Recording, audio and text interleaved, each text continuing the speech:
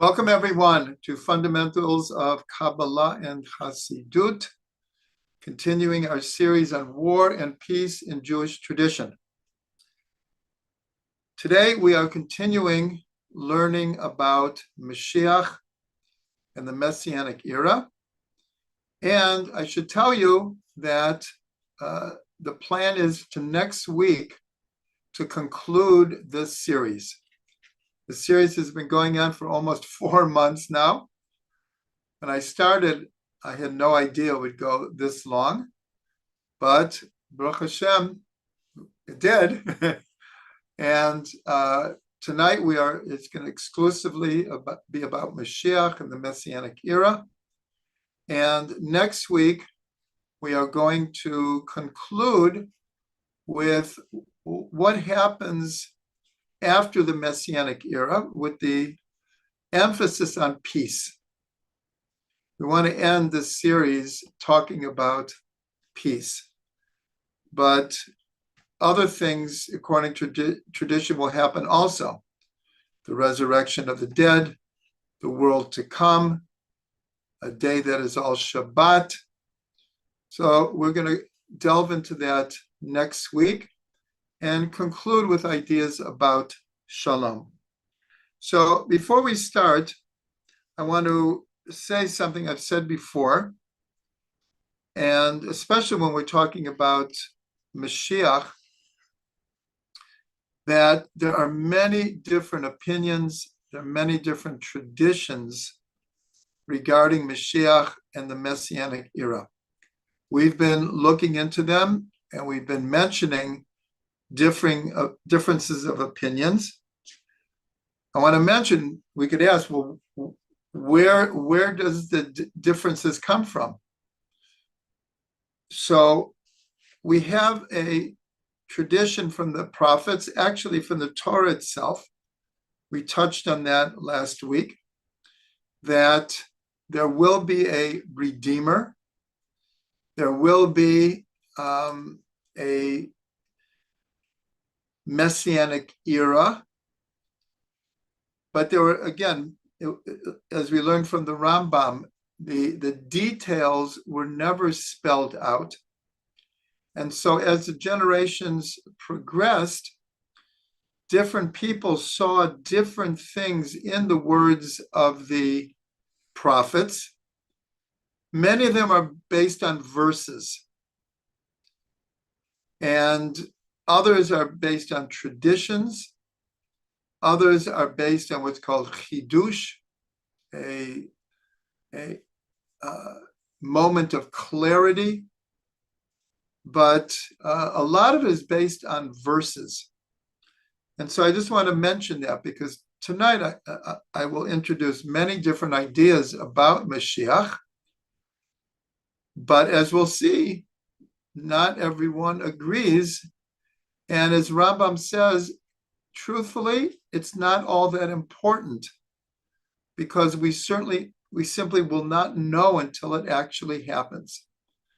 The most important thing to say, though, is we have an absolute tradition that there will be a Messianic figure and there will be a Messianic age. More than that, it's somewhat, we use the expression, in the cloud, to know exactly how it's going to play itself out. And it's very, very important to mention that the concept of Mashiach, the Rambam said that we don't even have to talk about it a lot, because all the prophets talked about it. It's not like just one or two prophets gave over one or two prophecies. It runs through all of the prophetic books. And again, it goes back to the Torah itself. We looked at the blessing that Yaakov gave to Yehuda, and we discussed about in the book of Devarim very, very clearly how after a long, hard, cruel exile, God will gather the Jews back to Eretz Yisrael, the kibbutz galiyot, and the land will turn green, the cities will be rebuilt, sovereignty will be reestablished. And we've seen all of that. We're living it right now. And so, in a sense, there can be no doubt that the rest of the prophecies will be fulfilled, and that is of a messianic figure and a messianic age and peace in the world. Had we not been gathered in the last approximately 140 years, if Israel would not have been rebuilt, if the state of Israel never would have come into being, if Israel has turned into the technological powerhouse that it is, then we could say, well, okay, we have a tradition of a messianic figure, but I'm not sure. But we've seen so many of the prophecies actualized in our day. Then for anyone with basic faith can have no doubt that all the other prophecies will be fulfilled. So I want to start tonight in, if anyone wants to follow, in the 11th chapter of Isaiah. Of all of the prophets, it's written that next to Moshe, the most important prophet was Isaiah. His prophecies, his symbolic poetry and allegory woven into the prophecies are quoted all over the place. And his messianic prophecies are many, many, many. I've chosen just one here because it's very indicative of all of them. So if anyone, I'm going to just read it in English. It's the very beginning of the 11th chapter of Isaiah. And it says like this. And I should mention that each one of these verses is part and parcel of the whole Messianic tradition. And the verses that different sages would try to understand how they will manifest. So Isaiah starts, and there shall come forth a root out of the stem of Yishai. Now, of course, Yishai is the father of David. And of course, we refer to Mashiach as Mashiach ben David. David's father was Yishai. So he says, and there shall come forth a rod out of the stem of Yishai, and a branch shall grow out of his roots. And the Spirit of God shall rest upon him, the Spirit of wisdom and understanding, the Spirit of counsel and might, the Spirit of knowledge and the fear of God. And his delight shall be in the fear and awe of God. And he is now talking about the messianic figure. And he shall not judge after the sight of his eyes, neither decide after the hearing of his ears, but with righteousness shall he judge the poor, and decide with equity for the meek of the earth. And he shall smite the earth with the rod of his mouth, and with the breath of his lips shall he slay the wicked. And righteousness shall be the girdle of his loins, and faithfulness the girdle of his reins.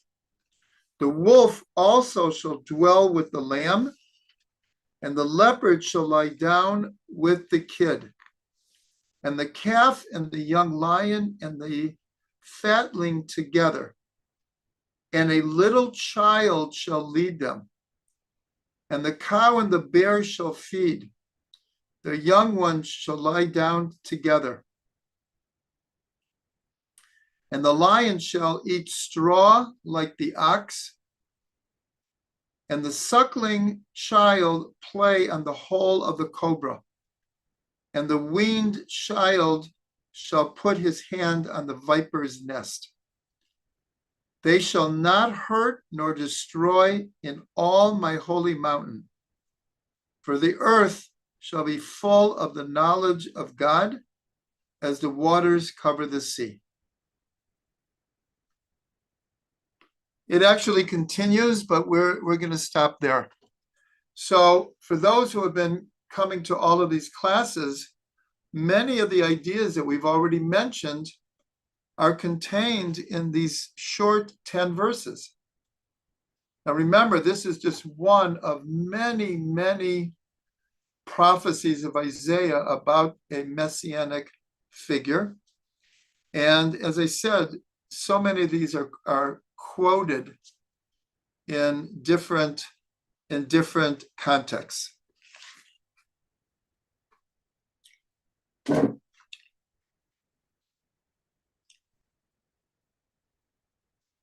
Okay, so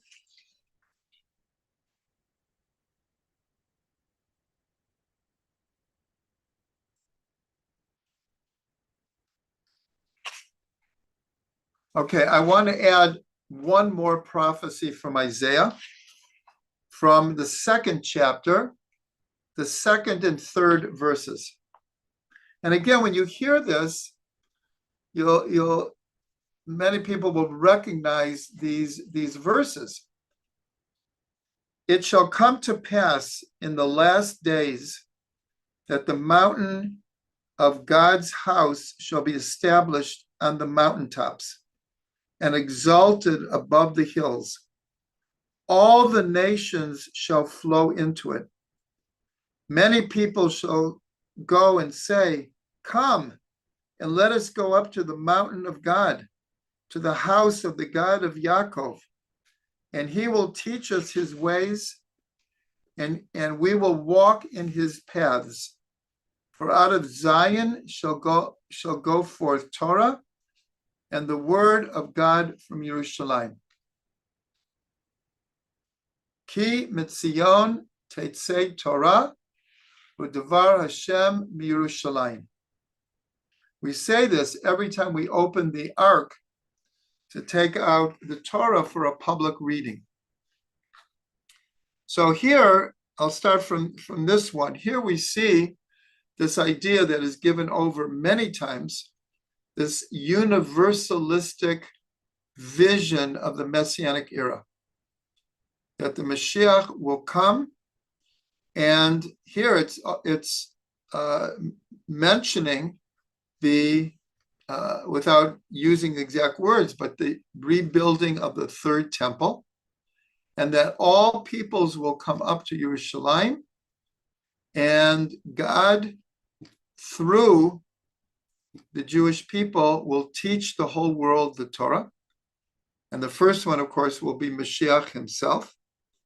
And it ends by saying that because out of Zion will come the Torah and the word of God from Yerushalayim.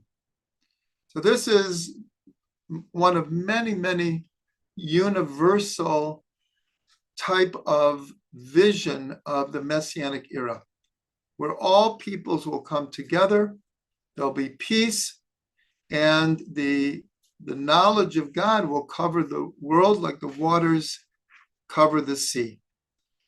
In the first prophecy that we just read from the 11th chapter, we have the source of what we've discussed before, this idea of the wolf lying down with the lamb, and the lion with the lamb, and the cow and the bear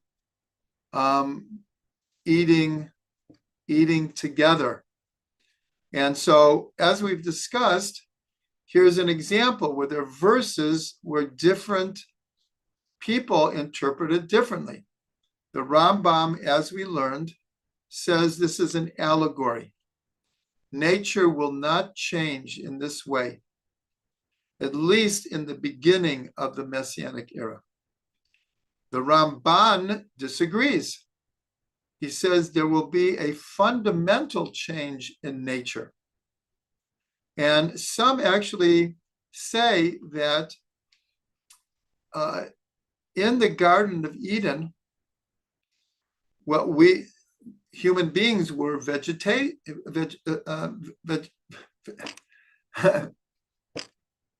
not vegetations, vegetarians. My wife in the distance saves me all the time. Vegetarians.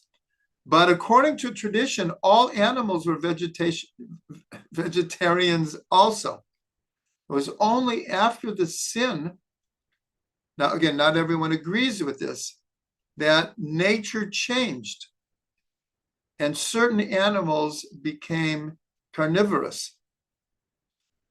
This is based on the 11th chapter, where Isaiah mentions, it appears that the not only animals will not eat each other, but human beings won't be afraid of it.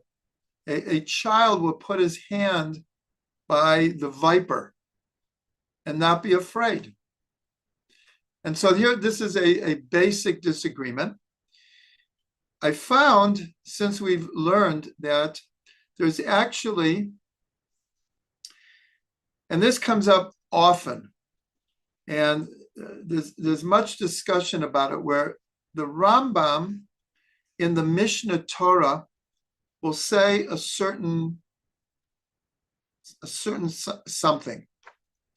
And then in Guide to Perplexed, he will say the opposite. And this happens actually many times. And it happens when talking about Mashiach also, where in the Mishnah Torah, Rambam takes a very strong stand that nature will not change. And in fact, he even agrees with the sage Shmuel that the only difference between the Messianic era will be that we won't be subjugated to the nations. But we learned already, even in the Mishnah Torah, right at the end, when he starts to describe the Messianic era, it sounds totally like there'll be a change in nature and human consciousness. Now listen what he says here. This is in one of the writings of Rambam, not the Mishnah Torah, talking about Mashiach. So he says, even the most insignificant Jew will see from one end of the world to the other, from the first generations to the last, and nothing will dim his sight from seeing and knowing. Anyone who opens a Torah scroll will reveal in it the secrets of creation and the secrets of the holy chariot.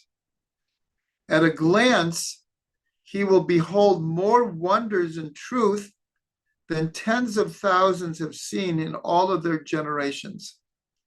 And then he ends by quoting the same quote that he ends the Mishnah Torah, for the earth shall be full of the knowledge of God like the waters cover the sea.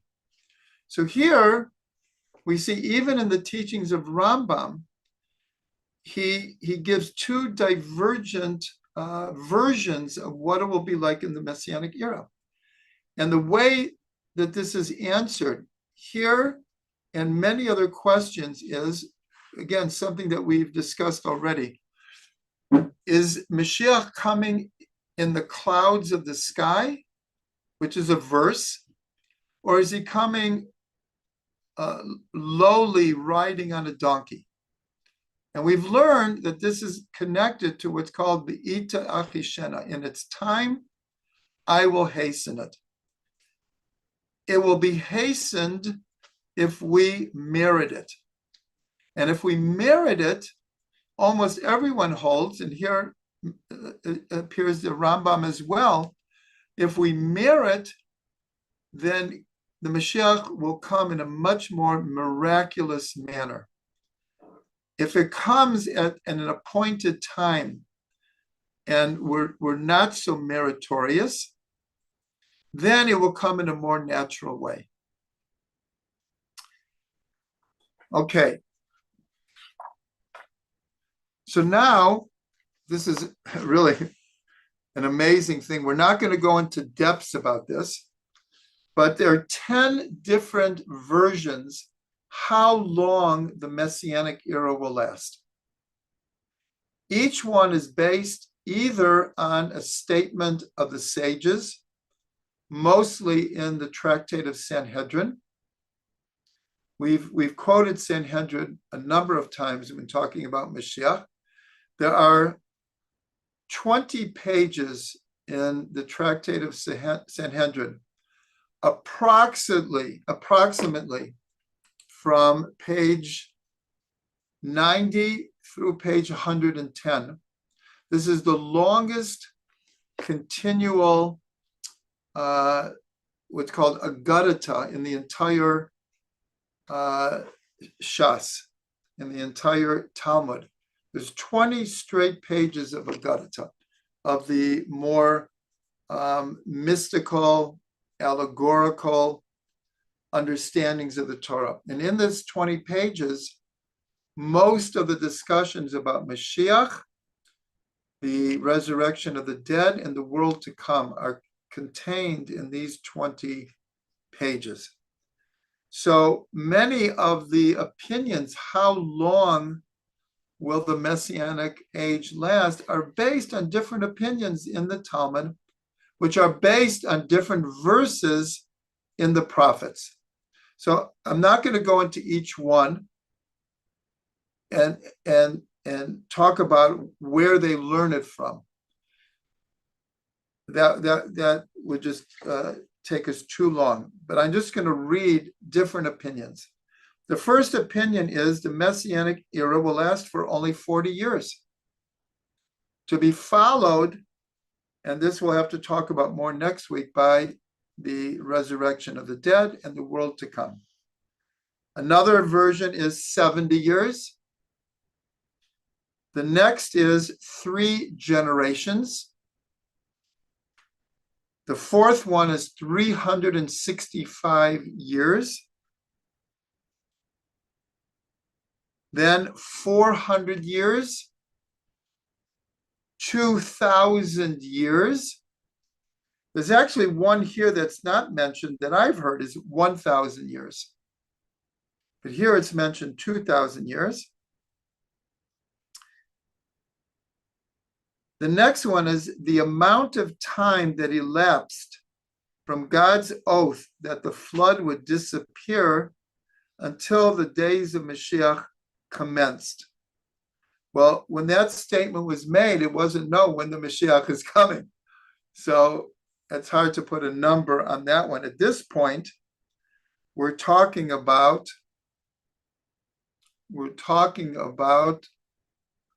4 to 4,500 years. Then the 8th opinion is the amount of time from creation until the days of Mashiach.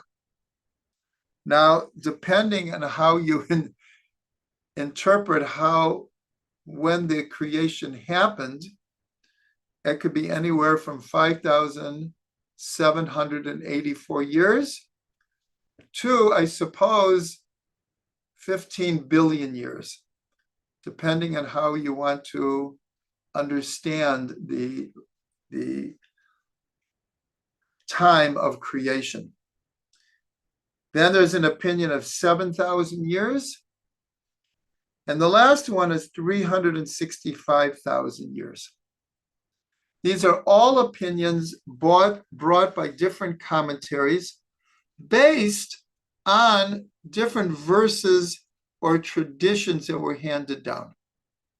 So, like I said, we're not going to go into detail, but we see how many different ideas there are here.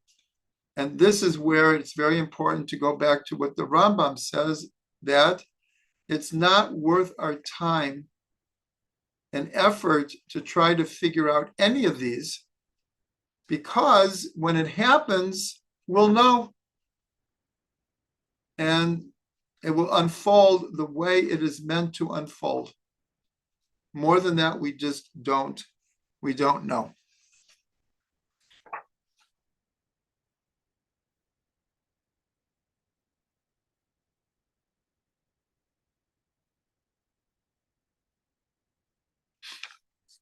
Okay, 1 second.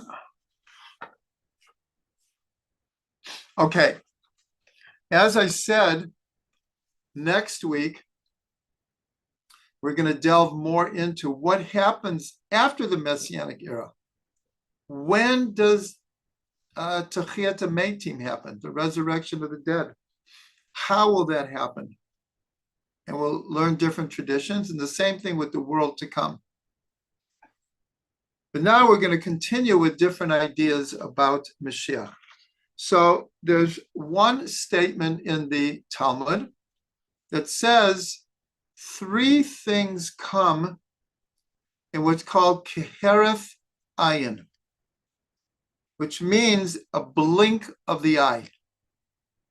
3 things come in the blink of the eye. And the first one is Mashiach. Mashiach will come a blink in the eye. It won't be this like long process. I mean, it is a long process. It's like thousands of years it's been in process. And right now we're in what's called the footsteps of the Mashiach. But the idea is that when it's time for Mashiach to reveal himself, it will just happen. It won't be like one time, see if my wife is listening here. One time we were traveling across country, and it was in, I believe, Nebraska. And we're driving, I think it was highway, let's say 70, major highway.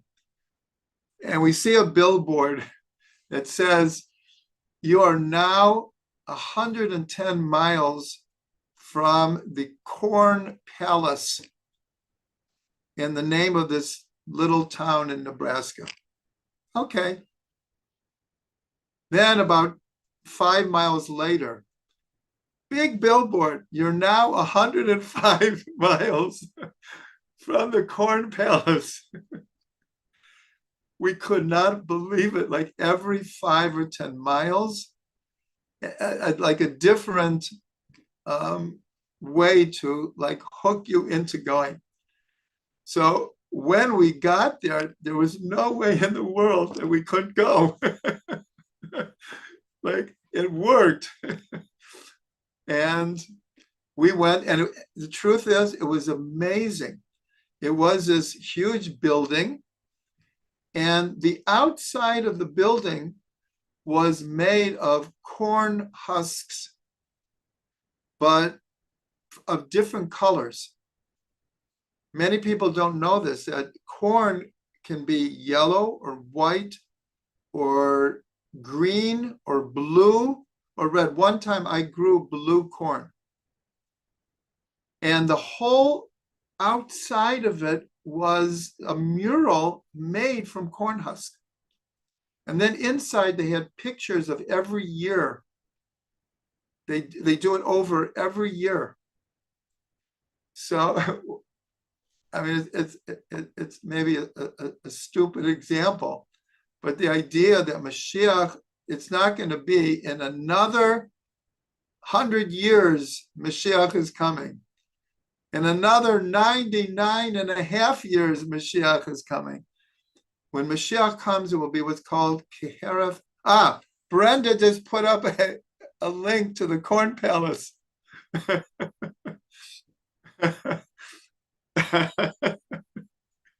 And it looks like Brenda knows it also.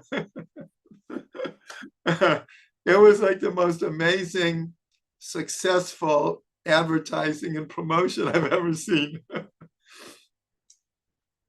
Anyways, what are the other 2 things that come kehereth ayin, in a blink of the eye? So the Talmud says finding a lost object. You're looking and like, where is it? And you check everything, every pocket, every room, every drawer, right? And then when it's time to find it, it's just there. It's just there. There are no like leads when you're going to find it. And the last one is being bit by a scorpion. And my wife has been bit a number of times, and it always comes keherfine. You don't expect it. You don't see it. You just put your hand someplace, and the next thing you know, your hand is like throbbing. So those are the three things. So obviously I'm mentioning this because of Mashiach.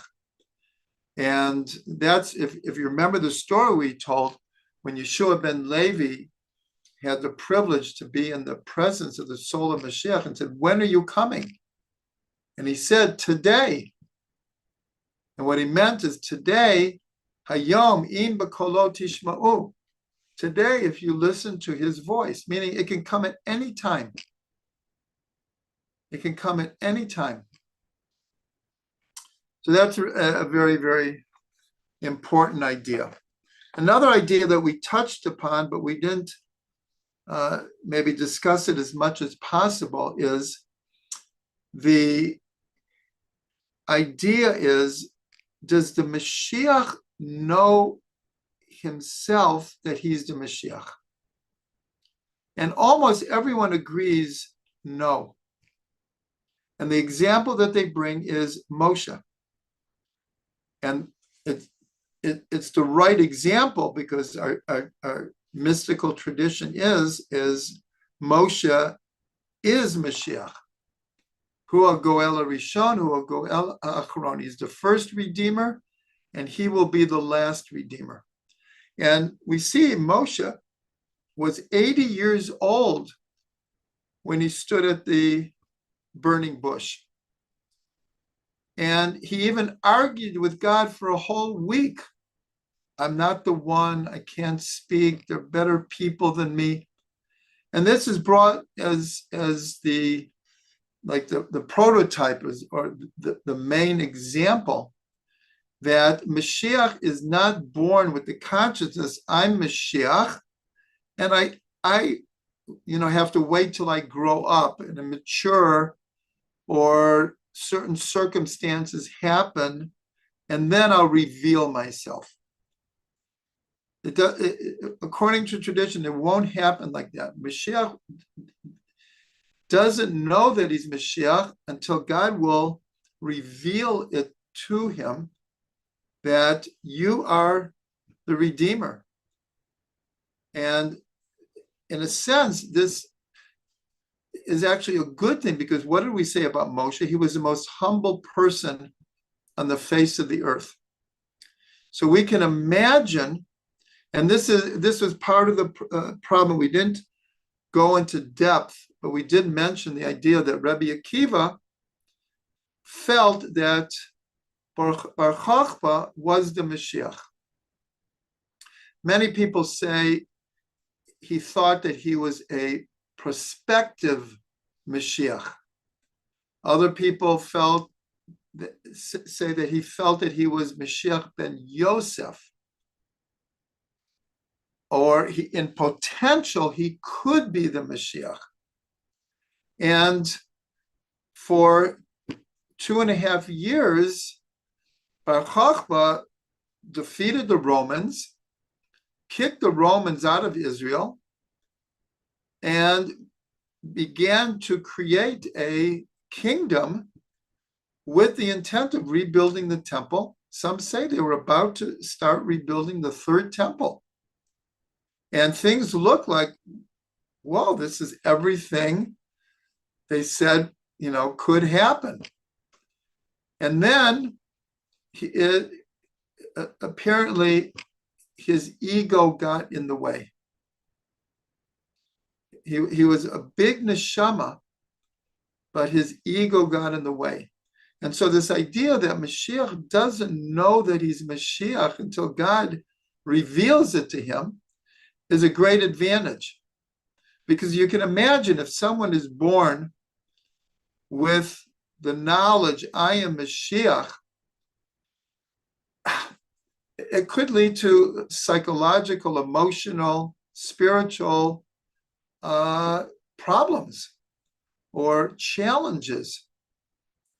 But if you can imagine, it would be very difficult to know that you're Mashiach, and yet you can't reveal yourself.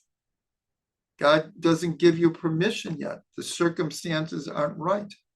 So that's why almost everyone agrees that Mashiach will not know that they are Mashiach until the time comes.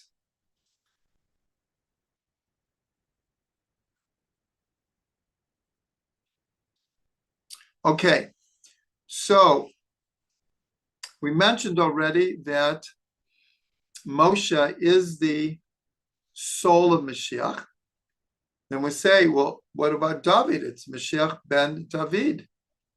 So the idea in Kabbalah and Chassidut is that the nefesh of Mashiach will be David. And the more, we'll call it the neshama of Mashiach will be Moshe. It will be a combination of David and Mashiach.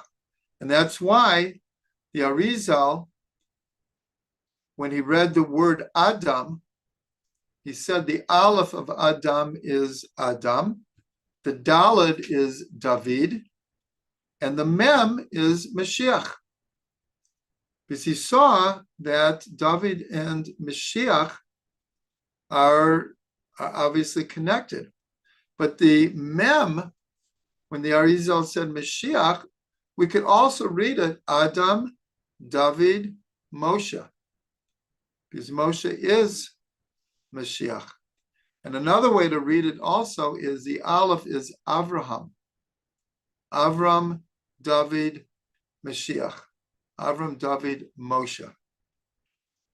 But another allusion to Moshe being the soul of Mashiach is in Kohelet, in the beginning of Ecclesiastes.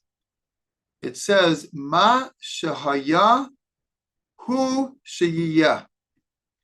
That which was is that which will be. And the Arizal looked at this verse and he saw in Ruach HaKodesh that the mem of ma, the shin of shehaya, and the hey of hu, ma shehaya, spells out Moshe. But what's the next word? Sheyiyah. That which was is that which will be. So that's why the Ari says Moshe is Mashiach. But the statement of Hu HaGoel Rishon v'Hu HaGoel Achron comes way before the Arizal. So here, this is just a hint that Ma shehaya hu sheyiyah. That which was is that which will be.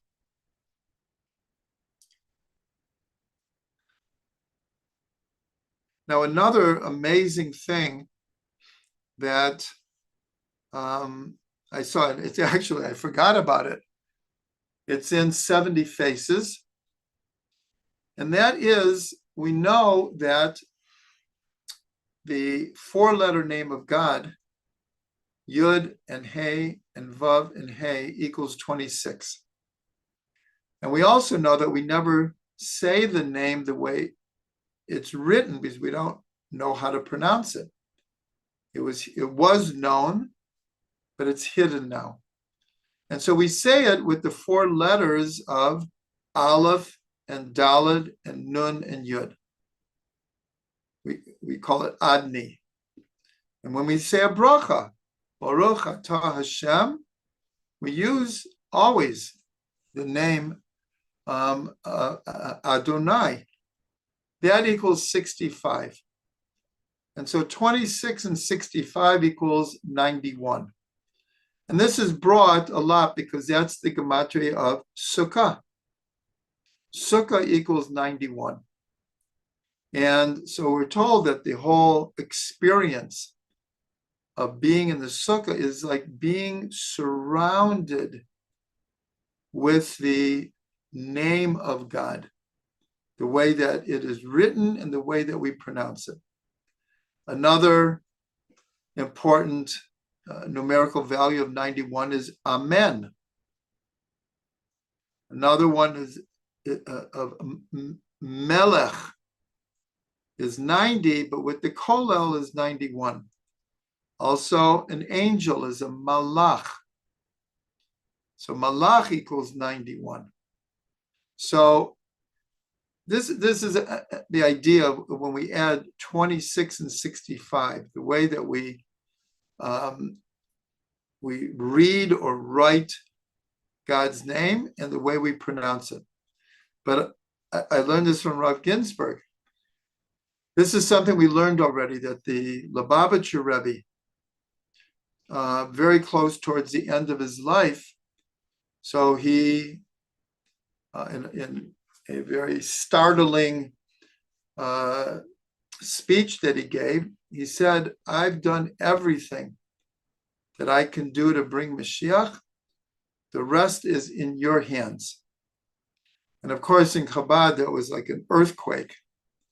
And then he continued in this talk, and he said, the way to bring Mashiach is to take Orot de Tohu Bekelim de Tikkun.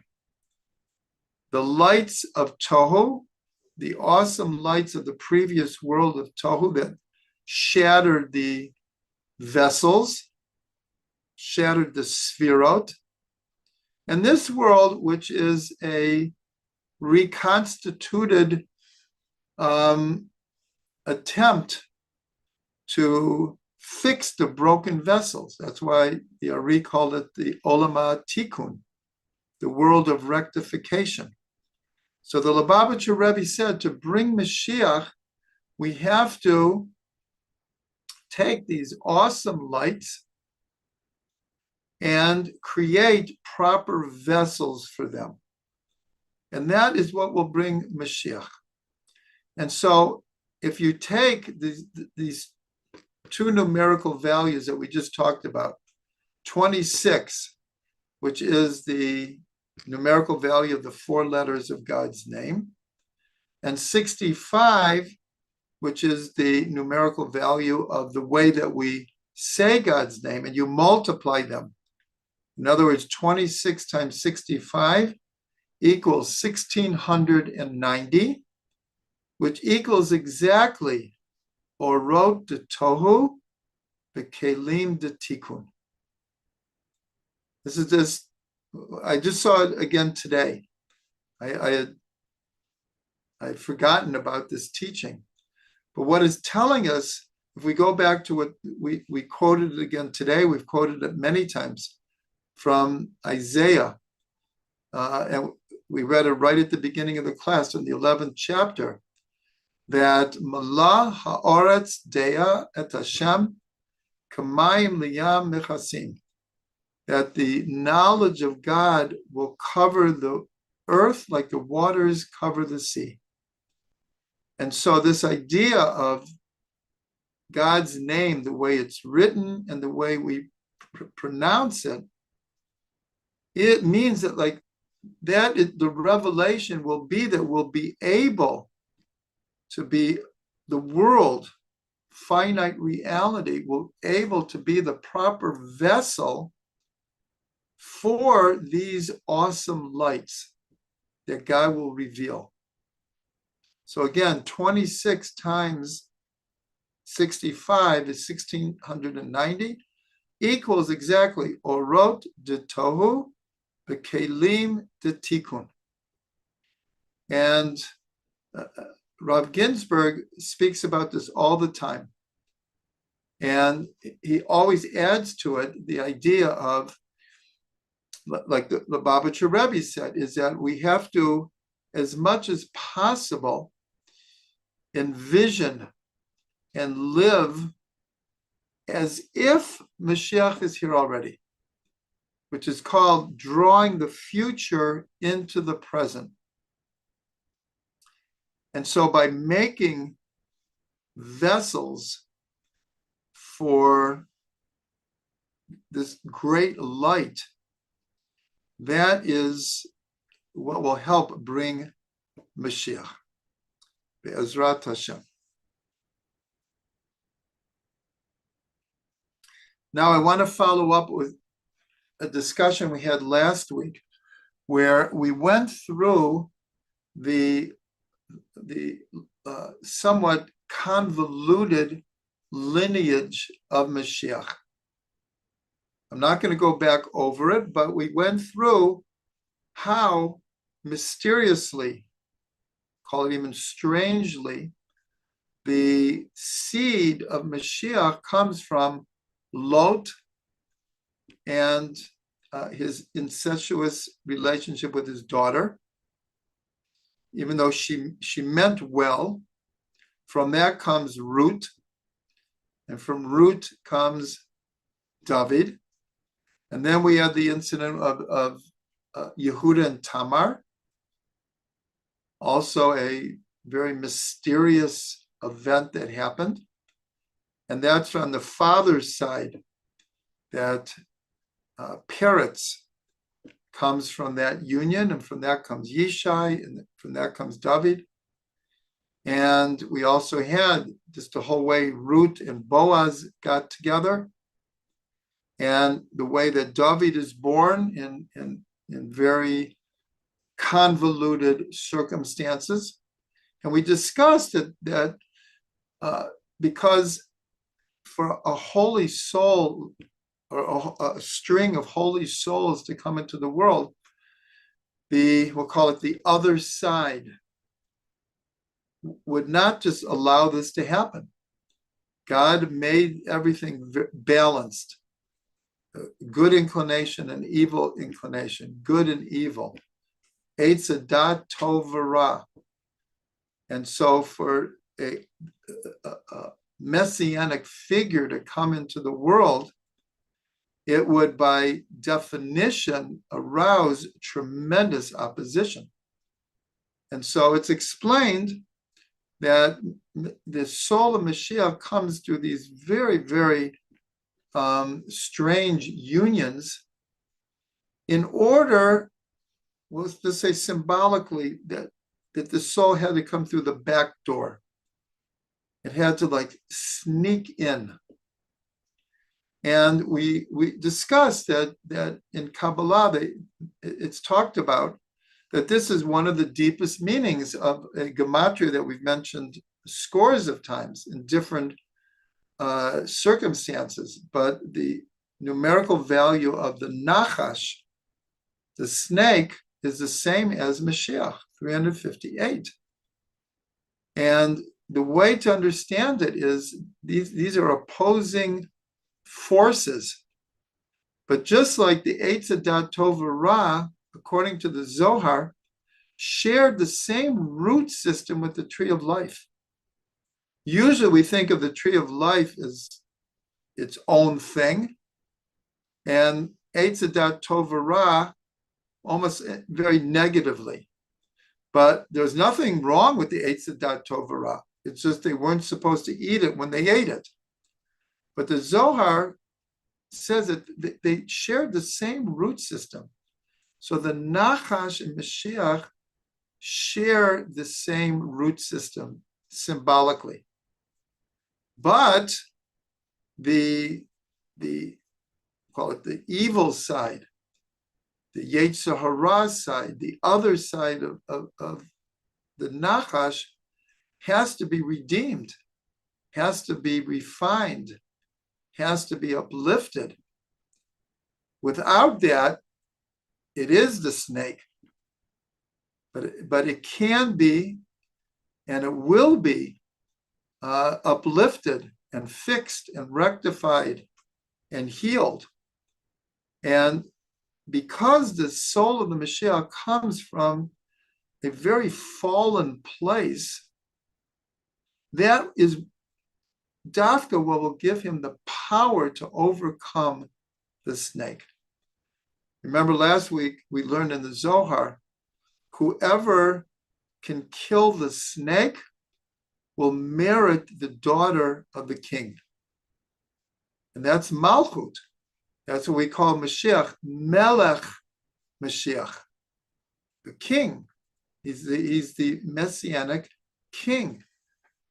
And he will be the one who will kill the snake, but it's more like he will transpose the snake. So that's a lead into what I want to add here now is in Sanhedrin, in the Tractate of Sanhedrin, there are different opinions. What's the name of Mashiach? I'm not going to go into all the different names, but one of them is Yanun. Yanun Shemo. And this comes from the psalm that David wrote for his son Shlomo. And here, Ben David, Shlomo had enormous potential, incredible potential. And he didn't succeed in his vision, but his vision was a total messianic vision of bringing the entire world together. As discussed, that was one of the reasons why he married 1,000 women. His intention was to take all the sparks of the world and to gather them all together. And his vision of the third temple, of the first temple, was the way we talk about the third temple, as a house of prayer for all people. That's how he saw it. So David wrote one of his psalms for Shlomo, and in it he refers to Shlomo as Yanun Shemo. Now the word Yanun is obviously close to the letter Nun. And we know from Ashrei is an acrostic. Each verse begins with one of the letters of the alphabet, except for the Nun. David HaMelech leaves out the Nun, but he puts it in the next one. Somech Hashem l'kol noflim. God lifts up, God supports all those who are fallen. So why didn't David want to put in the Nun? Because the essence of David's soul was a fallen soul. And that's why in the Talmud, his soul and the soul of Mashiach are referred to as a nephel, a miscarriage. This is connected to the very well-known midrash that says that when Adam was shown the souls of all the tzaddikim that would come throughout history. And he saw the soul of David, but the soul of David had no years apportioned to him. And so the Midrash says that Adam contributed 70 years of his life so that David, the soul, would have a way to come into the world. That's why we see that Adam lived to be at 930.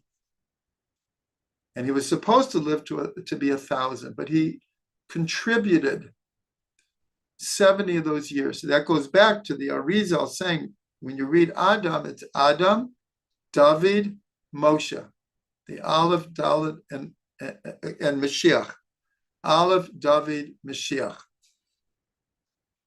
And so here, I'm bringing this because it's one of the secrets of Yanun Shemo, is that this is actually the strength of Mashiach.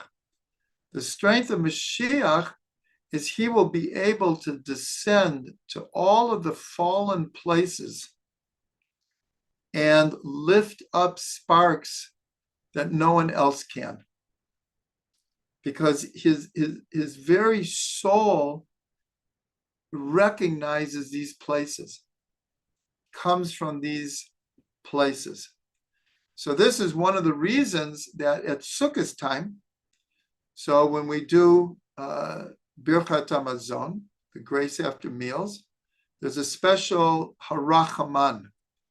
Harachaman hu yakim Sukkot David hanofelet. O merciful one, lift up the fallen sukkah of David.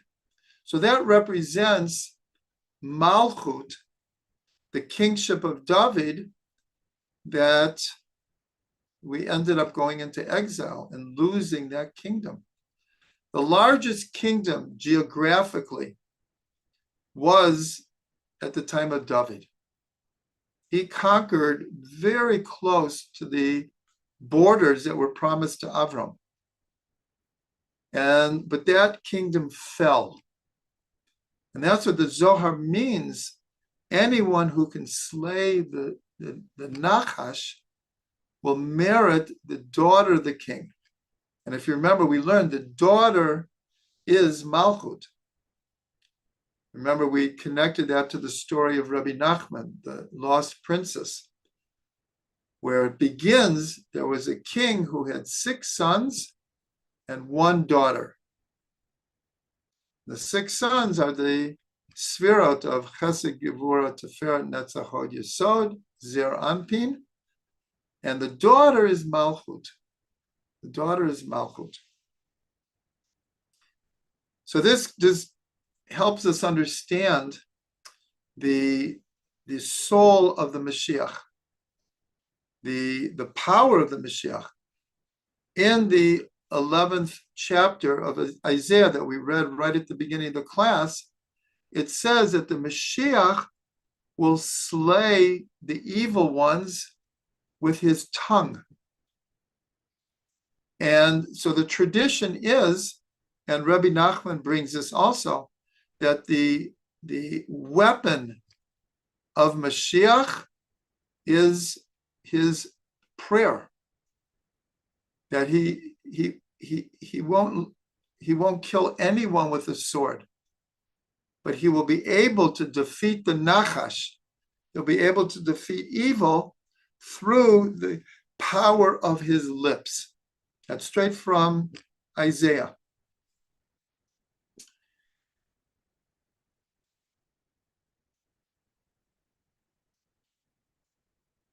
Okay, just 1 or 2 more things. And that is, this is a famous teaching from the Lubavitcher Rebbe. He said, if you take the word shaliach, a shaliach means a messenger. Of course, in Chabad, this is a very important concept because all of the representatives of the Lubavitcher Rebbe that he sent around the world are called shlichim, which is the plural of shliach. So the Lubavitcher Rebbe said that the gematria of shliach is 348. He said if you add a yud to shliach, it becomes 358. It becomes Mashiach. So what is this yud? Well, yud equals 10. And the Lubavitcher Rebbe explained, in other words, he is sending out messengers all over the world. They're his shaliach, his shlichim. But going back to the teaching of the Baal Shem Tov, that everyone has a point of Mashiach, has a spark of Mashiach. Well, this spark is a yud. Yud is the smallest of the letters. Its gematria is 10, which represents the 10 kochot, forces of the 10 sfirot. So the Lubavitcher Rebbe said that a shaliach, when they develop their own 10 powers of their soul, they then have awoken their spark of Mashiach. And that is what gives them strength to be a shaliach of the Rebbe. So that's a very important thing because it's speaking to all of us. You don't have to be a Chabadnik to understand that we're all God's shaliach. And the archetypal shaliach is Mashiach. Mashiach is a messenger of God. He is doing God's work. Just like Moshe was sent by God, and God spoke to Moshe and directed Moshe and helped Moshe. So God will do the same with Mashiach. We shouldn't have this idea that, unfortunately, other religions turned a concept of Mashiach into God or the Son of God. That's not our belief. Mashiach is a human being, flesh and blood, but he is a elevated neshama, like Moshe was, and will be God's shaliach to do God's will. Mashiach isn't operating on his own. He is the ultimate shaliach. Another thing very quickly that we've mentioned, it's brought down in all the Sfarim, that the letters of Mashiach, when they're permuted, spell out Yismach. He will be joyous. And his joyousness will bring joyousness to the whole world.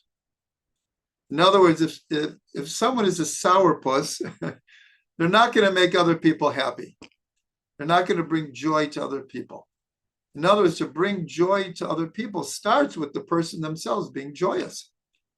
It's contagious. It spreads. So Mashiach, the letters of Mashiach are Yismach. Another permutation of Mashiach is Shem Chai, the living name. And this is connected to, in the Garden of Eden, when God brought all of the animals in front of Adam to name the animals. And so it says, whatever Adam named them, Hu Shemo, that was their name. Hu Shemo is Gematria Mashiach.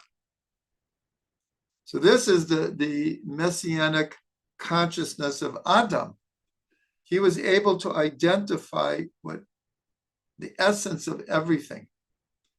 And so this idea of Shem Chai, Hu Shemo, that the Mashiach will infuse all of creation, all of humanity with life force, with pure life force. That's why we read before that Rambam said that after Mashiach comes, and a person will be able to open the Torah and understand the workings of creation. The Torah will come alive. The Mashiach will come to reveal what's called Ta'amei Torah, the reasons of the Torah, the deeper essence, the deeper dimensions of the Torah, and the Torah will come alive. It will be just brimming with life.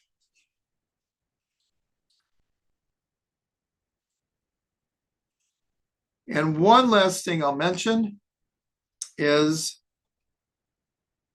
in a different prophecy of Isaiah, he says that a young child will lead them, and the one who has compassion is the one who will lead them. And in Hebrew, it's ki mirachamam, the one who will have compassion on humanity. He will be the one to lead them. So this phrase, ki mirachamam, equals Mashiach. That's the secret of what Isaiah was hinting to. And this is connected to the two primary attributes of Moshe were his humbleness and his compassion. And this we've discussed many times. The Torah itself attests to Moshe's humbleness. And when you go through the whole story of Moshe, we see his compassion over and over and over again. And we're told that in the different opinions, will the Mashiach be more humble than Moshe or less humble? Will the Mashiach be greater in prophecy or less in prophecy? Will he greater in compassion or less? But the point is that just like Moshe's two great attributes were compassion and humbleness, so will the Mashiach's. But it's brought down that his primary will be his compassion. And that's what Isaiah is saying. The one who has compassion on the world, he will be the one to lead them. And this, again, this phrase, Ki merachamam, equals Mashiach. So we should be blessed. I just want to say, obviously, we haven't learned everything there is about Mashiach. We could go on and on, but we did our best. And the important thing, though, is that we try to draw the future into the present, especially now where things are difficult, are challenging for Jews all over the world, for those who love Israel, for non-Jews also who love Israel. These are difficult times, very difficult times. And yet, we have Emunah Shalema that somehow this is drawing us closer to the Messianic era. We have Emunah Shalema that it will come. It will come in its time, but we want to be meritorious and quicken it as much as possible. And so, by doing good deeds, by learning Torah, by doing mitzvot, by helping others, but also, like the Lubavitcher Rebbe said, by making ourselves worthy vessels for God's light, for the light of Torah, for the light of Shabbos. This will help bring the Mashiach. May we merit to see it soon